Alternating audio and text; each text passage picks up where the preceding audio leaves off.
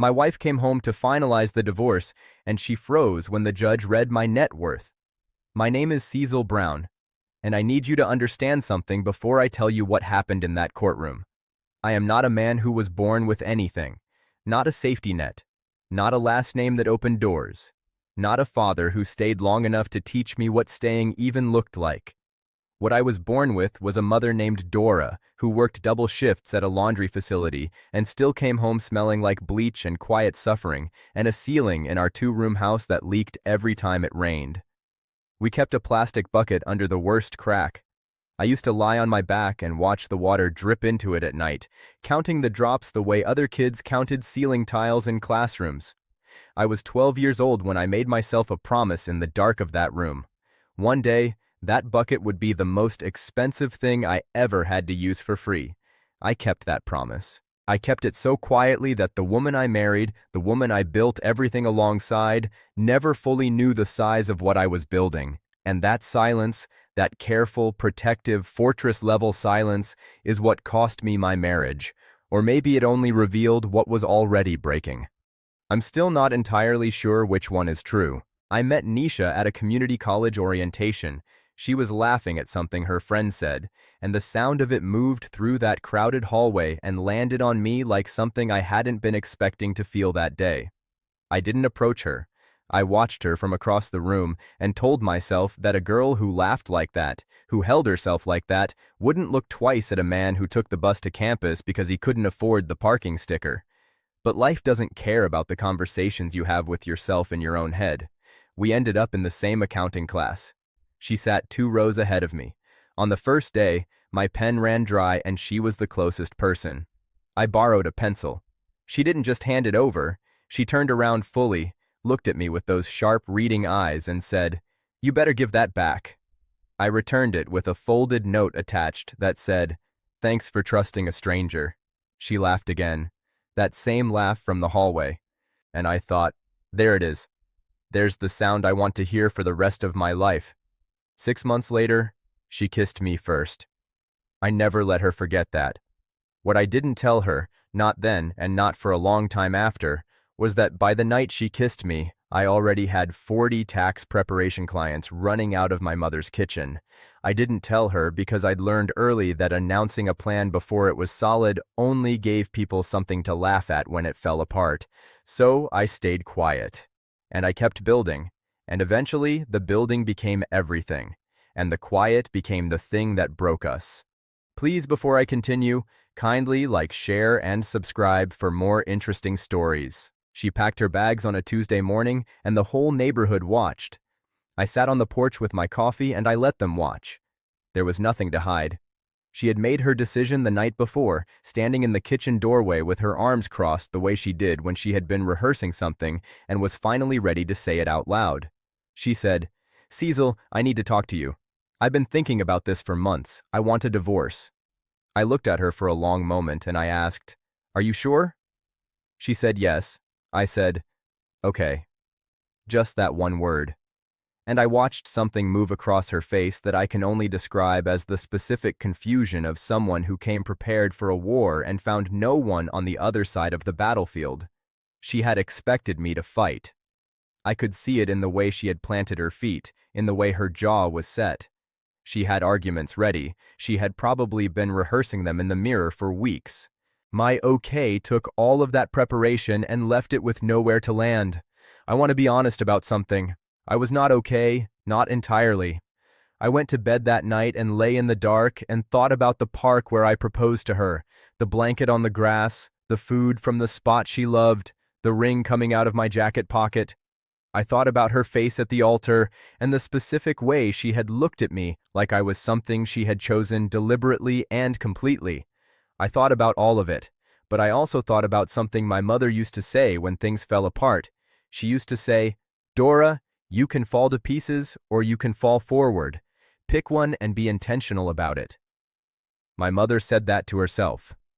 I heard her say it through the thin wall of our two-room house on the night my father didn't come back from the store. She did not fall to pieces. She fell forward, every single day for the rest of her life. That was the blueprint I followed. I So when Nisha came out with the first bag the next morning, and I stood to offer to carry it and she said she had it, I sat back down. When her car was packed and she stood at the driver's side and asked if I was really not going to ask her to stay, I told her she had already made her decision, and I respected it. The neighbor across the street slowed her dog walk to stare. A car at the curb paused for a beat too long. Within 2 days, 3 separate people mentioned to me that they had seen Nisha leave. I thanked each of them and moved on. What nobody understood, what nobody could have understood from the outside, was that the stillness they were reading as devastation was something else entirely. It was the particular calm of a man who knew something nobody in that neighborhood, and nobody in Nisha's corner, was prepared for yet. Her lawyer sent a 47-page demand letter, and I read it over breakfast. It arrived on a Thursday. Patricia, Nisha's attorney, had a reputation for precision and aggression, and the letter reflected both. It listed everything she believed existed: the family home, 1 joint account, 2 vehicles, personal property. It demanded a 60-40 split in Nisha's favor. It was thorough based on everything she could see. The problem was she could only see what was on the surface. Around page 31, the corner of my mouth turned up. Not in cruelty, in the specific way a person reacts when they realize someone has been so certain about the size of something that they never thought to measure it. I called my attorney that morning. I said, "They've filed based on disclosed assets. Make sure our response is accurate." He paused and said, "All of it?" I said, "All of it." There was a silence on his end that lasted 2 full seconds.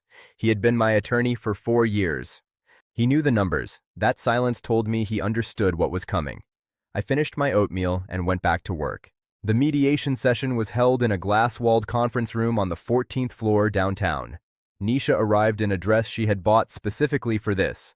Her posture was composed. I arrived in a navy jacket she recognized from 4 years ago. Same jacket, slightly worn at the cuff. I had worn it intentionally, not to perform humility, because I genuinely did not need the room to know what I had before the document said it. Her attorney was polished and prepared. Mine was quiet in the way that only expensive preparation produces. The mediator noted that additional financial documentation had been submitted the previous evening. Nisha's attorney turned to the new filing and began reading. Her pen stopped. She leaned toward Nisha and said something under her breath. I watched Nisha's left hand resting on the table go completely still. That hand told me everything. Not about greed, about shock. She had genuinely not known. And somewhere underneath the careful composure I had been carrying for months, something in me ached for her in that moment. The mediator called a recess. Nisha's attorney was on the phone before she reached the hallway. What was in those documents was not a simple account balance. There were holding companies, real estate across 4 states, purchased quietly in years when Nisha thought I was just working late, investment accounts that had compounded without announcement, a consulting firm she had heard me mention once as a small thing, business valuations that belonged in corporate acquisition rooms, not divorce mediations. I got a coffee from the side table and sat back down. I checked my watch. I was not performing calm. I had simply spent so many years building in silence that silence was just my natural climate. What I did not know, sitting there with my coffee, was that across town that same evening, Nisha would call her mother, and her mother would ask her one question that would begin to unravel everything Nisha thought she understood about what had gone wrong between us. She called her mother that night and told her everything. Her mother listened to all of it without interrupting. Then she asked, "Baby, did he ever lie to you?" Nisha opened her mouth and realized she had no specific lie to point to. He never said he was poor. He never said the money wasn't there. He simply never volunteered the full picture. Her mother said, "When you were unhappy, did you ever sit down and ask him directly what he was building?" Nisha didn't answer. Her mother didn't push. She just said, "Be honest with yourself before you go any further." Nisha hung up and sat in the dark on the edge of her bed. The tears came later, quietly, when she understood that the loneliness she had felt in the marriage was not because I was withholding love. It was because she had stopped being curious about me. She had stopped asking, and I, being who I am, had never forced the answer on anyone. Tamara organized a freedom dinner. balloons, a cake that said "New Chapter" in icing, 6 of Nisha's closest friends around a restaurant table, toasting to her moving on. Nisha smiled at every right moment. She lifted her glass. But every time the conversation drifted to the settlement and what she would finally receive, something twisted in her stomach. Because the story they were celebrating was the story she had given them, a quiet, closed-off husband who kept her in the dark. They didn't know what she now knew. She excused herself once and stood at the restroom sink staring at her reflection for a full minute. She went back out, said she was tired, and left early. Tamara texted 3 times that night, asking if she was okay. Nisha left every message on read. Some realizations are too new and too private to explain to people who were never really asking about the truth. My attorney recommended we gather character evidence, digital records, financial independence evidence, standard strategy in contested divorces. I listened to the full recommendation and said no. He asked why. I said, because she isn't my enemy. She's someone who got tired and made a decision. I'm not going to spend money tearing apart someone I once loved so I can look better by comparison. If that's how I have to win, I haven't won anything. My attorney stared at me. The paralegal in the corner stopped typing. I said, protect what's legally mine. Don't touch her. Later, the paralegal told a colleague that in 8 years of family law, that was the first time she had heard someone with that much to protect led with his character instead of his strategy. I didn't know she said that until much later, but I'm glad she did. Some things deserve to be witnessed. Nisha drove past our old house on a Saturday and sat outside for 40 minutes. She didn't plan it. She took a different route, and there it was. She sat across the street and looked at the front porch and thought about the kitchen table where I used to sit with my files late at night. She thought about all the times she had walked past me, frustrated at my focus, never asking what I was building. She thought about one specific evening when I had looked up from the table and said, "You want to see something?" And she had said, "Not tonight, I'm tired," and gone to bed. She never asked the next morning what I had wanted to show her. She never knew. She sat outside the house for 40 minutes. Then she drove away and did not take that route again. But she thought about that evening and that question and her own tired answer for a long time after. The hearing was set for a Tuesday morning. Nisha arrived composed and prepared. I arrived with 3 people whose quiet confidence filled their side of the room without requiring volume. The judge entered, placed a file on her desk that was, by any measure of thickness, not a standard marital estate file, and put on her reading glasses. She said she wanted to confirm the accuracy of the disclosed assets for the record. She began to read. The family home, the joint account, then the first holding company name, followed by its valuation. The room made a sound that wasn't quite a gasp. The judge continued. Properties, accounts, business equity, partnership stakes. She read for 11 minutes. 11 full minutes. Nisha's hands, folded on the table, did not move. But her breathing changed. I did not look at her. Not because I was cold, because this moment was never about triumph. It was about truth finally having its day in a room with good lighting. During the recess, Nisha told her attorney she needed 5 minutes alone with me.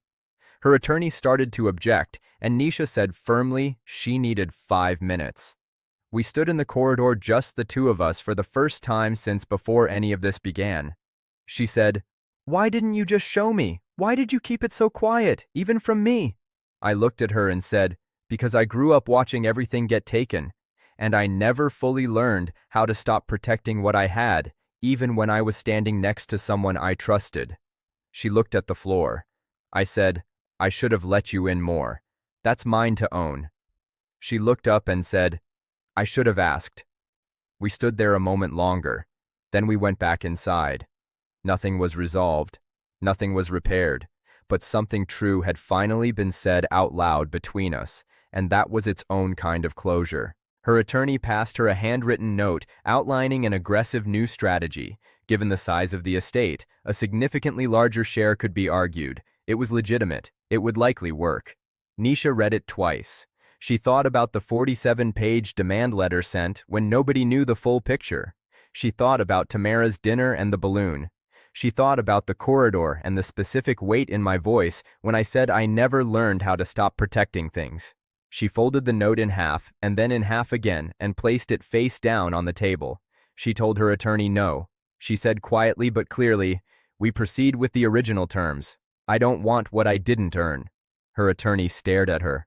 The room had no way of knowing what had just passed between them, but it was the first decision Nisha had made in months that felt entirely like her own.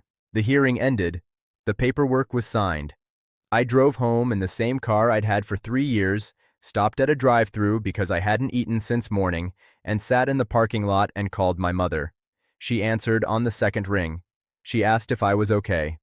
I sat with the question the way I sit with most things, letting it settle before answering. Then I said, "Yeah, Ma, I'm okay." She started talking about how proud she was, about the house with the bucket under the ceiling, and her voice broke. I said, "You did that, Ma. Every company, every property, every number that judge read today, that's your work. I just followed your blueprint." Silence on the line.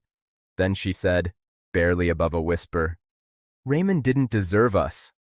I laughed, the first real laugh of the entire day. I finished my food in the parking lot and drove home. Across town, Nisha sat on the edge of her bed and felt not anger, not relief, but the quiet weight of understanding something too late, and the smaller, more honest feeling of knowing that understanding it at all was still worth holding on to.